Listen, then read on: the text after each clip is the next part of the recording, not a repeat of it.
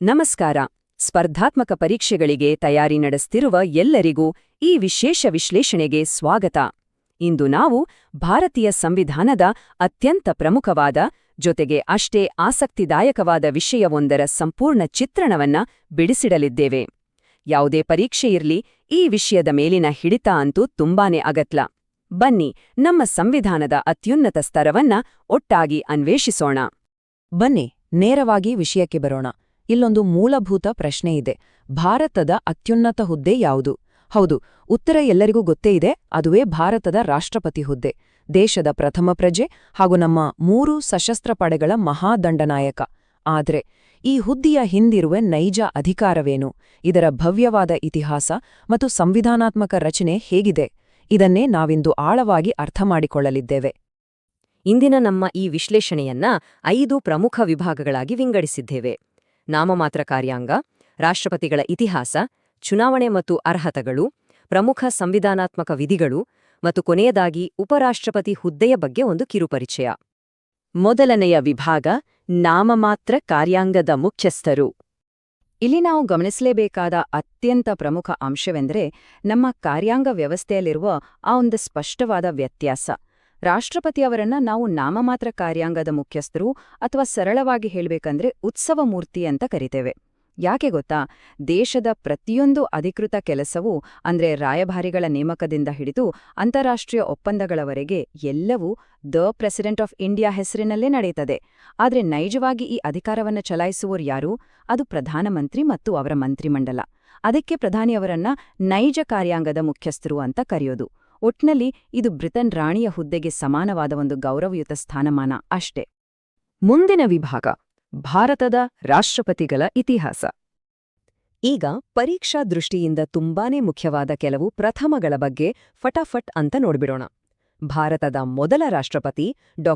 ಬಾಬು ರಾಜೇಂದ್ರ ಪ್ರಸಾದ್. ಇವರು ಸತತ 2 ಬಾರಿ ಈ ಹುದ್ದೆ ಅಲಂಕರಿಸಿದ ಏಕೈಕ ವ್ಯಕ್ತಿ.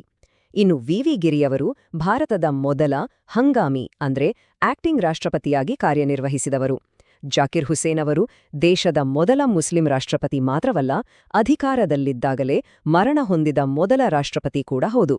ಆಮೇಲೆ ಬರುವ ನೀಲಂ ಸಂಜೀವ್ ರೆಡ್ಡಿಯವರು ಅವಿರೋಧವಾಗಿ ಆಯ್ಕೆಯಾದ ಭಾರತದ ಪ್ರಥಮ ರಾಷ್ಟ್ರಪತಿ. ಈ ಪ್ರತಿಯೊಂದು ಪಾಯಿಂಟ್ ಕೂಡ ನೇರ ಪ್ರಶ್ನೆಯಾಗಿ ಬರುವ ಸಾಧ್ಯತೆ ಇದೆ, ಹಾಗಾಗಿ ಚೆನ್ನಾಗಿ ನೆನ್ಪಿಟ್ಕೊಳ್ಳಿ. ಇನ್ನು ಈ ಶ್ರೇಷ್ಠ ವ್ಯಕ್ತಿಗಳ ಕೆಲವು ವಿಶೇಷ ಸಾಧನೆಗಳನ್ನು ನೋಡೋದಾದ್ರೆ, ಎಪಿಜೆ ಅಬ್ದುಲ್ ಕಲಾಂ ಅವರನ್ನ ನಾವೆಲ್ಲರೂ ಪ್ರೀತಿಯಿಂದ ಜನಮೆಚ್ಚಿದ ರಾಷ್ಟ್ರಪತಿ ಅಥವಾ ಪೀಪಲ್ಸ್ ಪ್ರೆಸಿಡೆಂಟ್ ಅಂತ ಕರಿತೇವೆ. ಕೆಆರ್ ನಾರಾಯಣನ್ ಅವರು ದೇಶದ ಮೊದಲ ದಲಿತ ರಾಷ್ಟ್ರಪತಿಯಾದರೆ, ಪ್ರತಿಭಾ ಪಾಟೀಲ್ ಅವರು ಪ್ರಥಮ ಮಹಿಳಾ ರಾಷ್ಟ್ರಪತಿ. ಅಷ್ಟೇ ಅಲ್ಲ, ಸುಖೋಯ್ ಯುದ್ಧ ವಿಮಾನ ಏರಿದ ಮೊದಲ ರಾಷ್ಟ್ರಪತಿ ಮತ್ತು ಅತಿ ಹೆಚ್ಚು ಕ್ಷಮಾದಾನ ನೀಡಿದ ಕೀರ್ತಿಯೂ ಇವರದ್ದೇ. ಇನ್ನು ಪ್ರಸ್ತುತ ಅಂದ್ರೆ ನಮ್ಮ 15ನೇ ರಾಷ್ಟ್ರಪತಿಯಾಗಿರುವ ದ್ರೌಪದಿ ಮುರ್ಮು ಅವರು ಒಡಿಶಾದ ಸಂಥಾಲಿ ಬುಡಕಟ್ಟು ಜನಾಂಗದಿಂದ ಬಂದಂತಹ ಮೊದಲ ಮಹಿಳೆ. ನಿಜಕ್ಕೂ ಇಂಥ ಅದ್ಭುತವಾದ ವೈವಿಧ್ಯತೆಯಲ್ವಾ ನಮ್ಮ ದೇಶದ್ದು? ಸಾಮಾನ್ಯವಾಗಿ ರಾಷ್ಟ್ರಪತಿ ಭವನ ಅಂದಾಕ್ಷಣ ನಮಗೆಲ್ಲ ದೆಹಲಿ ಮಾತ್ರ ನೆನವಾಗ್ತದೆ. ಆದರೆ ರಾಷ್ಟ್ರಪತಿಗಳಿಗೆ ಕೇವಲ ಒಂದು ನಿವಾಸವಿದೆಯಾ? ಖಂಡಿತವಿಲ್ಲ. ಭೌಗೋಳಿಕವಾಗಿ ಅವರ ಅಧಿಕೃತ ನಿವಾಸಗಳು ಬೇರೆ ಬೇರೆ ಕಡೆ ಹಂಚಿಹೋಗಿವೆ. ದಕ್ಷಿಣ ಭಾರತದಲ್ಲಿ ಅಂದರೆ ಹೈದರಾಬಾದ್ನಲ್ಲಿ ರಾಷ್ಟ್ರಪತಿ ನಿಲಯವಿದ್ರೆ, ಉತ್ತರದಲ್ಲಿ ಹಿಮಾಚಲ ಪ್ರದೇಶದ ಶಿಮ್ಲಾದಲ್ಲಿ ರಾಷ್ಟ್ರಪತಿ ನಿವಾಸವಿದೆ. ಇನ್ನು ದೆಹಲಿಯ ರೈಸಿನಾ ಹಿಲ್ಸ್ನಲ್ಲಿರುವ ಭವ್ಯವಾದ ರಾಷ್ಟ್ರಪತಿ ಭವನ 1929ರಲ್ಲೇ ನಿರ್ಮಾಣವಾಗಿದ್ದು, ಖ್ಯಾತ ವಾಸ್ತುಶಿಲ್ಪಿ ಎಡ್ವಿನ್ ಲುಟಿಯನ್ಸ್ ಇದರ ವಿನ್ಯಾಸಕಾರರು. ಇದೊಂದು ಅದ್ಭುತವಾದ ವಾಸ್ತುಶಿಲ್ಪ. ಈಗ 3ನೇ ವಿಭಾಗ, ಚುನಾವಣೆ ಮತ್ತು ಅರ್ಹತೆಗಳು. ರಾಷ್ಟ್ರಪತಿ ಆಗ್ಬೇಕು ಅಂದ್ರೆ ಏನೆಲ್ಲ ಅರ್ಹತೆ ಇರಬೇಕು? ಈ ಒಂದು ಪ್ರಮುಖ ಸಂಖ್ಯೆಯನ್ನ ನೆನ್ಪಿಟ್ಕೊಳ್ಳಿ, 35. ಹೌದು, ರಾಷ್ಟ್ರಪತಿ ಹುದ್ದೆಗೆ ಸ್ಪರ್ಧಿಸುವ ಅಭ್ಯರ್ಥಿಗೆ ಕನಿಷ್ಠ 35 ವರ್ಷ ವಯಸ್ಸಾಗಿರ್ಲೇಬೇಕು. ಇದರ ಜೊತೆಗೆ ಅವರು ಭಾರತೀಯ ಪ್ರಜೆಯಾಗಿರ್ಬೇಕು ಮತ್ತು ಲೋಕಸಭೆಯ ಸದಸ್ಯರಾಗಲು ಬೇಕಾದ ಎಲ್ಲಾ ಅರ್ಹತೆಗಳನ್ನ ಕಡ್ಡಾಯವಾಗಿ ಹೊಂದಿರಬೇಕು. ಆದರೆ ಕೇವಲ ಈ ಅರ್ಹತೆಗಳು ಇದ್ರೆ ಸಾಕಾ? ಖಂಡಿತ ಸಾಲದು. ಚುನಾವಣೆಗೆ ನಿಲ್ಲಲು ಪ್ರಬಲವಾದ ಬೆಂಬಲ ಕೂಡ ಬೇಕು. ಅದಕ್ಕೆ ಈ ಸಂಖ್ಯೆ 50. ಅಭ್ಯರ್ಥಿಯ ನಾಮಪತ್ರಕ್ಕೆ ಕನಿಷ್ಠ 50 ಜನ ಅನುಮೋದಕರು ಅಂದರೆ ಪ್ರಪೋಸರ್ಸ್ ಮತ್ತು 50 ಜನ ಸೂಚಕರ ಸಹಿ ಕಡ್ಡಾಯವಾಗಿರಬೇಕು. ಯಾರೇ ಆದರೂ ಸುಮ್ಮನೆ ಚುನಾವಣೆಗೆ ನಿಲ್ಲೋದನ್ನ ತಡೆಯಲು ಮಾಡಿರೋ ಅತ್ಯಂತ ಪ್ರಮುಖ ನಿಯಮ ಇದು. ಇನ್ನು ಮತ್ತೊಂದು ಮುಖ್ಯವಾದ ಅಂಕಿಅಂಶ 15,000. ರಾಷ್ಟ್ರಪತಿ ಚುನಾವಣೆಗೆ ಸ್ಪರ್ಧಿಸುವ ಅಭ್ಯರ್ಥಿ ಭಾರತೀಯ ರಿಸರ್ವ್ ಬ್ಯಾಂಕ್ನಲ್ಲಿ ಅಂದ್ರೆ RBIನಲ್ಲಿ 15,000 ರೂಪಾಯಿಗಳನ್ನು ಠೇವಣಿಯಾಗಿ ಇಡಬೇಕು. ಒಂದು ವೇಳೆ ಆ ಅಭ್ಯರ್ಥಿಗೆ ಒಟ್ಟು ಚಲಾವಣೆಯಾದ ಮಾನ್ಯ ಮತಗಳಲ್ಲಿ 1/6 ಅಂದ್ರೆ 1/6 ಮತಗಳು ಸಿಗದೇ ಹೋದ್ರೆ ಆ ಠೇವಣಿ ಮೊತ್ತವನ್ನ ಮುಟ್ಟುಗೋಲು ಹಾಕಿಕೊಳ್ಳಲಾಗುತ್ತದೆ. ಅದೇ ರೀತಿ ರಾಷ್ಟ್ರಪತಿಗಳ ವೇತನದ ಬಗ್ಗೆಯೂ ನಾವು ತಿಳಿದುಕೊಳ್ಬೇಕು. ಅವರು ಪ್ರತಿ ತಿಂಗಳು ಪಡೆಯುವ ವೇತನ ಬರೋಬ್ಬರಿ 5 ಲಕ್ಷ ರೂಪಾಯಿಗಳು. ಇಲ್ಲಿ ವಿಶೇಷ ಏನಪ್ಪಾ ಅಂದ್ರೆ ಈ ಸಂಪೂರ್ಣ ಮೊತ್ತ ಆದಾಯ ತೆರಿಗೆಯಿಂದ ಅಂದ್ರೆ ಇನ್ಕಮ್ ಟ್ಯಾಕ್ಸ್ನಿಂದ ವಿನಾಯಿತಿ ಪಡೆದಿರ್ತದೆ. ಇದೊಂದು ಟ್ಯಾಕ್ಸ್ ಫ್ರೀ ಸ್ಯಾಲರಿ ಅನ್ನಬಹುದು. ಬನ್ನಿ ಈಗ ಈ ಪ್ರಕ್ರಿಯೆಯನ್ನ ಬಿಡಿಸಿ ನೋಡೋಣ. ರಾಷ್ಟ್ರಪತಿಯವರ ಎಲೆಕ್ಟೋರಲ್ ಕಾಲೇಜ್ ಅಂದರೆ ಚುನಾವಣಾ ಮಂಡಳಿಯ ರಚನೆ ಐರ್ಲೆಂಡ್ ದೇಶದ ಮಾದರಿಯಲ್ಲಿದೆ. ಇದರಲ್ಲಿ ಯಾರೆಲ್ಲ ಮತ ಹಾಕ್ತಾರೆ? ಇಲ್ಲಿ ನೆನಪಿಡಬೇಕಾದ ಒಂದೇ ಒಂದು ಪದ ಅಂದರೆ ಚುನಾಯಿತ ಸದಸ್ಯರು ಮಾತ್ರ. ಸಂಸತ್ತಿನ ಉಭಯ ಸದನಗಳ ಚುನಾಯಿತ ಸಂಸದರು, ಎಲ್ಲಾ ರಾಜ್ಯಗಳ ವಿಧಾನಸಭೆಯ ಚುನಾಯಿತ ಶಾಸಕರು ಹಾಗೂ ದೆಹಲಿ, ಜಮ್ಮು ಕಾಶ್ಮೀರ ಮತ್ತು ಪುದುಚೇರಿಯ ವಿಧಾನಸಭೆಯ ಚುನಾಯಿತ ಶಾಸಕರು ಮಾತ್ರ ಇದರಲ್ಲಿ ಭಾಗಿಯಾಗ್ತಾರೆ. ಇಲ್ಲಿ ನಾವು ಕಡ್ಡಾಯವಾಗಿ ನೆನಪಿಡಬೇಕಾದ ಅಂಶ ಎಂದರೆ ರಾಷ್ಟ್ರಪತಿಗಳಿಂದ ಆಗಲಿ ಅಥವಾ ರಾಜ್ಯಪಾಲರಿಂದ ಆಗಲಿ ನಾಮಕರಣಗೊಂಡ ಯಾವುದೇ ಸದಸ್ಯರಿಗೆ ಇಲ್ಲಿ ಮತದಾನದ ಹಕ್ಕು ಇರೋದೇ ಇಲ್ಲ. ಇದು ತುಂಬಾ ಕ್ಲಿಯರ್ ಆಗಿರಬೇಕು. 4ನೇ ವಿಭಾಗ ಪ್ರಮುಖ ಸಂವಿಧಾನಾತ್ಮಕ ವಿಧಿಗಳು. ಈ ವಿಭಾಗ ಪರೀಕ್ಷಾ ದೃಷ್ಟಿಯಿಂದ ತುಂಬಾನೇ ಮುಖ್ಯ. ಮೊದಲಿಗೆ ಕೆಲವು ಮೂಲಭೂತ ವಿಧಿಗಳನ್ನ ನೋಡೋಣ. ವಿಧಿ 52 ಭಾರತಕ್ಕೊಬ್ಬ ರಾಷ್ಟ್ರಪತಿ ಇರಬೇಕು ಅಂತ ಸ್ಪಷ್ಟವಾಗಿ ಹೇಳುತ್ತೆ. ವಿಧಿ 54 ಅವರ ಚುನಾವಣೆಯ ಪ್ರಕ್ರಿಯೆ ಬಗ್ಗೆ ವಿವರಿಸುತ್ತೆ.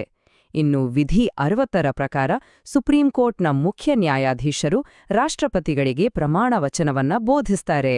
ಹಾಗಾದ್ರೆ ಒಂದು ವೇಳೆ ರಾಷ್ಟ್ರಪತಿಯವರು ಸಂವಿಧಾನವೇ ಉಲ್ಲಂಘಿಸಿದ್ರೆ ಏನಾಗತ್ತೆ? ಆಗ ಅಮೆರಿಕಾದಿಂದ ನಾವು ಎರವಲು ಪಡೆದ ವಿಧಿ 61ರ ಮಹಾಭಿಯೋಗ ಅಂದ್ರೆ ಇಂಪೀಚ್ಮೆಂಟ್ ಪ್ರಕ್ರಿಯೆ ಮೂಲಕ ಸಂಸತ್ತು ಅವರನ್ನ ಅಧಿಕಾರದಿಂದ ಕೆಳಗಿಳಿಸುವ ಅಧಿಕಾರ ಹೊಂದಿದೆ. ಇದು ನಿಜಕ್ಕೂ ಒಂದು ಬಲವಾದ ಅಸ್ತ್ರ. ಇನ್ನು ರಾಷ್ಟ್ರಪತಿಯವರ ನೇಮಕಾತಿ ಅಧಿಕಾರಗಳನ್ನು ನೋಡಿದ್ರೆ ಅವು ನಿಜಕ್ಕೂ ಬೃಹತ್ತಾದವು. ವಿಧಿ 75ರ ಮೂಲಕ ಪ್ರಧಾನಮಂತ್ರಿಯನ್ನ ಮತ್ತು ವಿಧಿ 76ರ ಮೂಲಕ ಅಟಾರ್ನಿ ಜನರಲ್ ಅವರನ್ನ ಇವರು ನೇಮಿಸ್ತಾರೆ. ವಿಧಿ 124 ಸುಪ್ರೀಂ ಕೋರ್ಟ್ ನ್ಯಾಯಾಧೀಶರ ನೇಮಕಾತಿಯ ಬಗ್ಗೆ ಹೇಳಿದ್ರೆ, ವಿಧಿ 148 ದೇಶದ ಹಣಕಾಸು ನಿಯಂತ್ರಕರು ಅಂದರೆ CAG ಅವರ ನೇಮಕದ ಬಗ್ಗೆ ತಿಳಿಸುತ್ತೆ.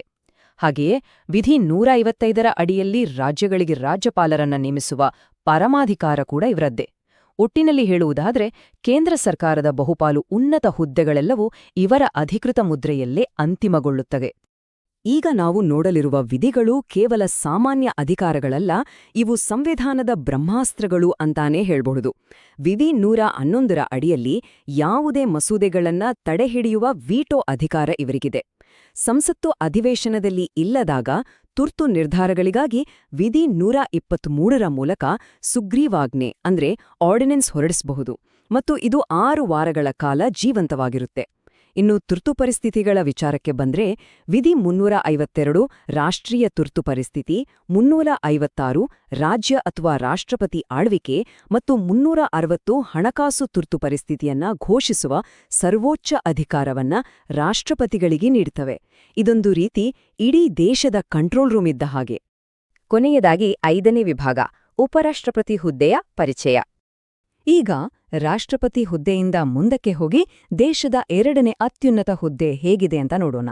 ಉಪರಾಷ್ಟ್ರಪತಿಯವರು ರಾಜ್ಯಸಭೆಯ ಪದನಿಮಿತ್ತ ಅಧ್ಯಕ್ಷರು ಅಂದರೆ ಎಕ್ಸ್ ಒಫಿಷಿಯೋ ಚೇರ್ಮನ್ ಆಗಿ ಕಾರ್ಯನಿರ್ವಹಿಸ್ತಾರೆ. ಇದರ ಅರ್ಥ ಇಷ್ಟೇ, ಉಪರಾಷ್ಟ್ರಪತಿಯಾಗಿ ಆಯ್ಕೆಯಾದ ವ್ಯಕ್ತಿ ಆಟೋಮ್ಯಾಟಿಕ್ ಆಗಿ ರಾಜ್ಯಸಭೆಯ ಅಧ್ಯಕ್ಷ ಸ್ಥಾನವನ್ನ ಅಲಂಕರಿಸ್ತಾರೆ. ಒಂದು ವೇಳೆ ರಾಷ್ಟ್ರಪತಿ ಹುದ್ದೆ ಏನಾದ್ರೂ ಖಾಲಿಯಾದ್ರೆ ನೂತನ ರಾಷ್ಟ್ರಪತಿಗಳು ಆಯ್ಕೆಯಾಗುವವರೆಗೆ ಇವರೇ ಹಂಗಾಮಿ ರಾಷ್ಟ್ರಪತಿಗಳಾಗಿ ಇಡೀ ದೇಶವನ್ನ ಮುನ್ನಡೆಸೋ ಜವಾಬ್ದಾರಿ ತೆಗೆದುಕೊಳ್ತಾರೆ. ಇದೆಲ್ಲವನ್ನೂ ಆಳವಾಗಿ ಅರ್ಥ ಮಾಡಿಕೊಂಡ ಮೇಲೆ ಇಲ್ಲಿ ಮೂಡುವ ಒಂದು ಕುತೂಹಲಕಾರಿ ಪ್ರಶ್ನೆಯೆಂದರೆ, ಭಾರತದಲ್ಲಿ ಉಪರಾಷ್ಟ್ರಪತಿಗಳ ಹುದ್ದೆಯನ್ನ ನಿಯಂತ್ರಿಸುವ ಸಂವಿಧಾನದ ಆ ನಿರ್ದಿಷ್ಟ ವಿಧಿಗಳು ಯಾವುವು? ಈ ಪ್ರಶ್ನೆ ನಮ್ಮ ಮುಂದಿನ ಅಧ್ಯಯನಕ್ಕೆ ನಾಂದಿಯಾಗಲಿ. ಮತ್ತೊಂದು ಭರ್ಜರಿ ವಿಶ್ಲೇಷಣೆಯೊಂದಿಗೆ ಮತ್ತೆ ಭೇಟಿಯಾಗೋಣ. ಅಲ್ಲಿಯವರೆಗೂ ಕಲಿಕೆ ನಿರಂತರವಾಗಿರಲಿ.